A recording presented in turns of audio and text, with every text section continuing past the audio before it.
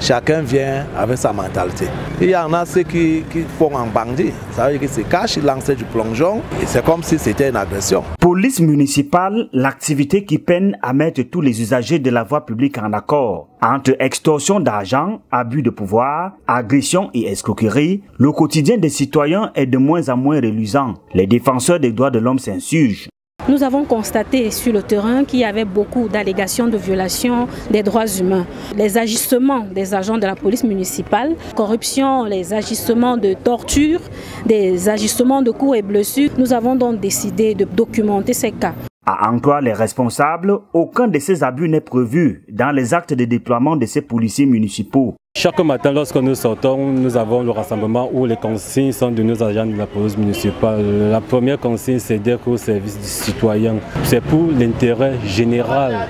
C'est la principale consigne qui est donnée à chaque matin à tous les agents de la police municipale avant d'aller sur le terrain.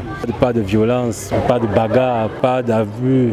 D'ailleurs, les séances de formation et de recyclage sont régulièrement organisées à leur intention. Ce sont certainement les mauvais grains qui excellent dans les abus. Il y en a ceux qui sont bien formés, qui font vraiment le travail tel qu'il est demandé. Il y en a ceux qui, malgré tout ce qu'on va dire, malgré toutes les punitions, qui s'égarent toujours. Je pense qu'à cela, il faudrait tout simplement là, que quand les mettent tout simplement face à leurs responsabilités afin que cette manière de faire des choses soit tout simplement réduite.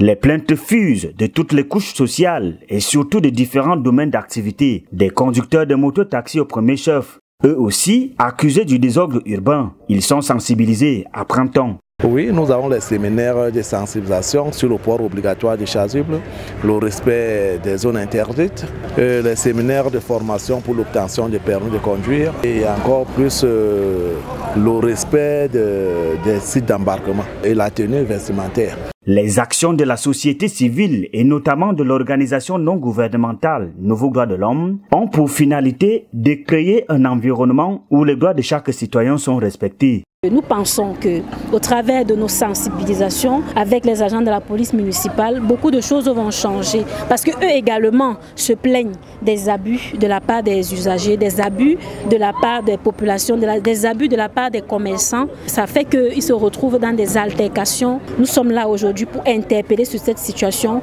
pour que les choses changent. Il y a moins de 48 heures, un agent de la police municipale de Yaoundé 1er causait la mort d'un conducteur de moto-taxi et son passager. La scène s'est déroulée non loin du palais présidentiel.